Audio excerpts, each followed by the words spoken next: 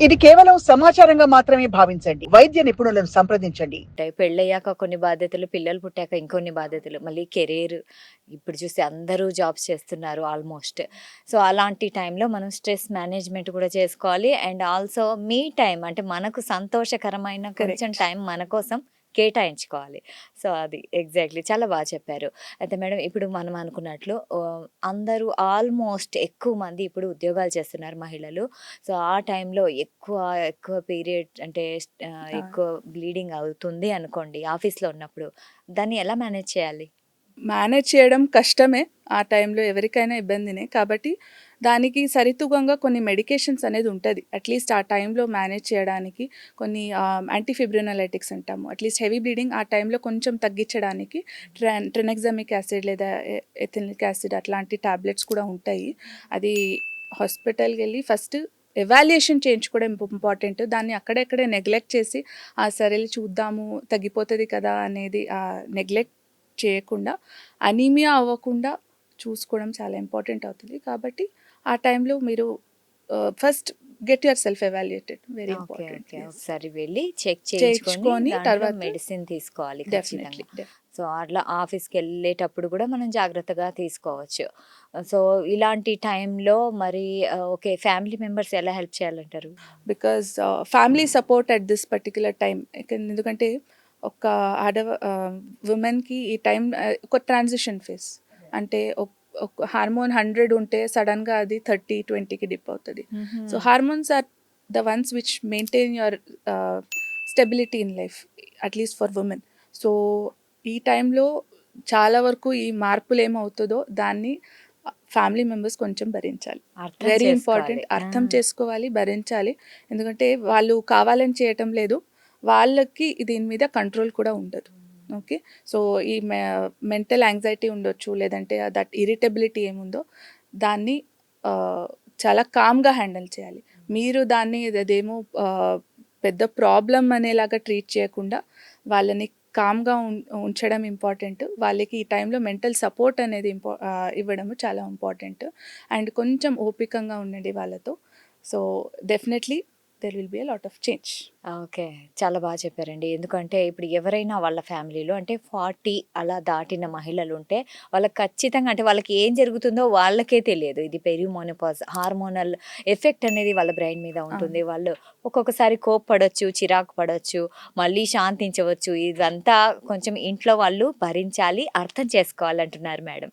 అయితే మేడం ఇప్పుడు కెరీర్ అనేసి చాలామంది మహిళలు కొంచెం లేట్‌గా మ్యారేజ్ చేసుకుంటారు. ఒకవేళ మ్యారేజ్ చేసుకున్నా కొంచెం లేట్‌గా పిల్లల మీద దృష్టి పెడతారు. అంటే ఆ టైంలో పిల్లల్ని కనొచ్చులే అనేసి అనుకోని లేట్ చేసేస్తారు. సో, 40 వచ్చేసిందే అనుకోండి. సో, ఆ టైంలో పెరిమోనోపాజ్ ఉంటుంది. ఇంకా పిల్లలు పుట్టరా? పిల్లలు పుట్టరు అని చెప్పలేము. ఎందుకంటే ఇప్పుడు వచ్చిన టెక్నాలజీలో anything and everything is possible. So, but ఏమంటే ఒక్కటి అర్థం చేసుకోవాలి ఏమంటే న్యాచురల్‌గా అవ్వడం చాలా రేర్. ఎందుకంటే మీ ఎగ్ రిజర్వ్ అనేది ఆల్రెడీ 35 ఇయర్స్ తర్వాత తగ్గుతూ వస్తది డ్రాస్టికల్లీ. సో, 40 ఇయర్స్ తర్వాత ఇంకా తగ్గిపోతది. కాబట్టి క్వాలిటీ ఆఫ్ ఎగ్ ఒకటి ప్రాబ్లమ్ ఉంటది. ఎగ్ రిజర్వ్ అనేది ఒకటి ప్రాబ్లమ్ ఉంటది. అండ్ ఓవ్యులేషన్ అనేది స్పాంటేనియస్‌గా అవ్వకుండా ఉండడం. కాబట్టి మీకు న్యాచురల్‌గా అవ్వాలి అనేది అనుకుంటే అది కష్టమవుతది. కాబట్టి బెటర్ మీరు 40 ఇయర్స్ తర్వాత మీరు పిల్లల్ని కనుక్కుంటారని ఫర్టిలిటీ ఇష్యూస్ ఉంటే డెఫినెట్‌లీ ఒక ఫర్టిలిటీ కన్సల్టెంట్‌ని కరెక్ట్‌గా కలిసి ఎవాల్యుయేషన్ చేయించుకొని అక్కడి నుంచి ముందు పోవడం మంచిది. ఓకే. అండ్ ఇంకొకటి ఇప్పుడు మీరు చెప్పినట్టు if you want to postpone your plan for pregnancy. So, ఇప్పుడు ఎగ్ ఫ్రీజింగ్ అనేది కూడా ఆప్షన్ అనేది వచ్చింది. సో, మీరు ముందే మీ ఎగ్స్‌ని ఫ్రీజ్ చేసుకొని లేదా ఎంబ్రియో ఫ్రీజింగ్ చేసుకొని when you are ready for pregnancy మీరు you can go for it as well.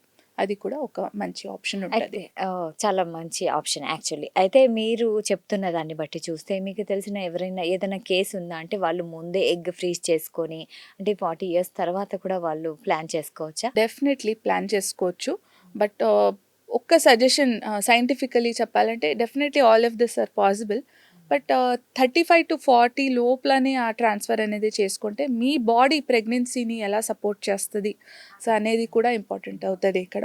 So, 40 years లోపు ఇది చేసుకుంటే చాలా మంచిది. And results of it will also be better. అది.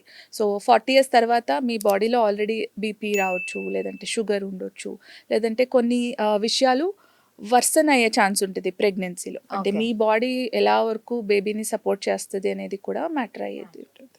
కాబట్టి but we have seen pregnancies at 50 years also, 45 46 ఇయర్స్లో fertility IVF ద్వారా కన్సీవ్ అయ్యి వీ హ్యావ్ మేనేజ్ ప్రెగ్నెన్సీస్. అది ఏంటి ఒక్కటి కాకుండా ట్విన్స్, ట్రిప్లెట్స్, సో ఇట్లాంటిది కూడా మనము చాలా చూస్తూ ఉంటాం. బికాస్ ఐవీఎఫ్ ఇస్ అవును, కొంచెం అడ్వాన్స్ అయిపోయింది కదా. అడ్వాన్స్. అవును, అవును, ఎగ్జాక్ట్లీ. ఎందుకంటే సరే ఓకే, మనకి కావాలనుకుంటే 40-50లో కూడా పిల్లలు కనొచ్చు, కానీ బెస్ట్ టైం వచ్చేసి ఇది అంటున్నారు. కానీ దీనికే రిలేటెడ్ క్వశ్చన్, ఇప్పుడు మ్యారేజ్ చేసుకున్న తర్వాత ఇద్దరు పిల్లలని అనుకుంటారు కదా ఎవరైనా, ఏది పర్ఫెక్ట్ ఏజ్ అంటారు? సైంటిఫికలీ స్పీకింగ్ మన బయాలజికల్ క్లాక్ ప్రకారంగా అయితే 20 to 30 years is the best time for pregnancy always. Okay, అంటే Okay. 30 అప్పుడే 30 ఇద్దరు 2 డెలివరీస్ Delivery. అయిపోయి ఉండాలి. అట్లా చేసుకుంటే బెటర్. బట్ యా, ఇప్పుడు ఉండిన సిచ్యుయేషన్ అండ్ కెరియర్ గోల్స్ బట్టి కష్టం అవుతుంది. వీ కెన్ ఇప్పుడు 21-22 ఇయర్స్ ప్రెగ్నెన్సీ చూడడం చాలా చాలా రేర్. మనకి వాళ్ళు చిన్నపిల్లలు అనిపిస్తారు అట్లా. సో 35 వరకు to some extent yes okay, manageable. 35 తర్వాత మనమే స్ట్రాంగ్గా అడ్వైస్ చేయడం వద్దు. బికాస్ అట్లీస్ట్ న్యాచురల్ కన్సెప్షన్ మీరు ప్లాన్ చేస్తూ ఉన్నారంటే క్వాలిటీ ఆఫ్ ఎగ్స్ అనేది చాలా తగ్గిపోతుంది. So and there are higher chances of chromosomal problems to the baby, genetic issues రావడము, లేదా మీ ప్రెగ్నెన్సీలో కాంప్లికేషన్స్ రావడము. సో ఇట్లాంటిది చాలా కామన్గా అయిపోతుంది 35 తర్వాత. ఓకే, అంటే 35కి ముందు అయితే ఎగ్ అనేది కొంచెం హెల్దీగా Healthyగా ఉంటుంది. ఉంటుంది. సో బేబీస్ కూడా హెల్దీగా ఉంటారు. Healthyగా. సో ఏజ్ పెరుగుతున్న కొద్దీ అంటే ఆ హెల్దీనెస్ తగ్గి కొంచెం ప్రాబ్లమ్స్ రావచ్చు డెలివరీలో అయినా అండ్ పిల్లల్లో అయినా. Yes. Okay, exactly. సో చాలా thank you madam, thank you so much. ఎందుకంటే పెరి మోనోపాజ్ దశ గురించి చాలా మందికి అవగాహన ఉన్నా, చాలా ఎక్కువ మందికి అవగాహన ఇంకా లేదు. కానీ ఇప్పుడు మనం అవగాహన కల్పించడమే మన లక్ష్యం. కాబట్టి పెరి మోనోపాజ్ అంటే ఏంటి, అది ఏ దశ, ఎలా ఉంటుంది అండ్ లక్షణాలు ఏంటి, చాలా బాగా ఎక్స్ప్లెయిన్ చేశారు. సో ఇది చూస్తున్న ప్రేక్షకులకి ఖచ్చితంగా కొంచెం అంటే నాలెడ్జ్ వస్తుంది. వాళ్ళకి ఆ దశ వస్తే ఏం చేయాలి, రాకముందే ఏం చేయాలి అని కొంచెం వాళ్ళు ఆలోచిస్తారు. ఒకవేళ ఒత్తిడిలో ఉండి ఇలాంటి టెన్షన్స్ వస్తూ ఉంటే వాళ్ళు గుర్తిస్తారు, మేబీ నేను కూడా పెరి మోనోపాజ్లో ఉన్నాను అని వాళ్ళు అనుకోవచ్చు.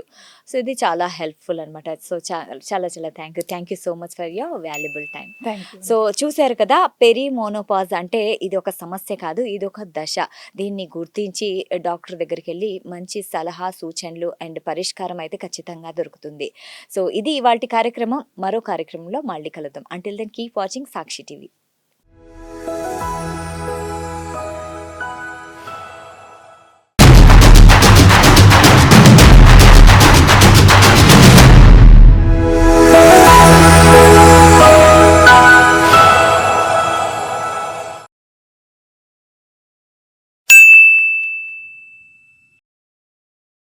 సాక్షి టీవీ ప్రసారాలను నిలిపివేయటం చట్టరీత్యా నేరం. సాక్షి టీవీ ప్రసారాల కోసం మీ స్థానిక కేబుల్ ఆపరేటర్ను వెంటనే సంప్రదించండి. DTH లో, ఇంటర్నెట్ లో కూడా సాక్షి టీవీ ప్రసారాలను వీక్షించవచ్చు.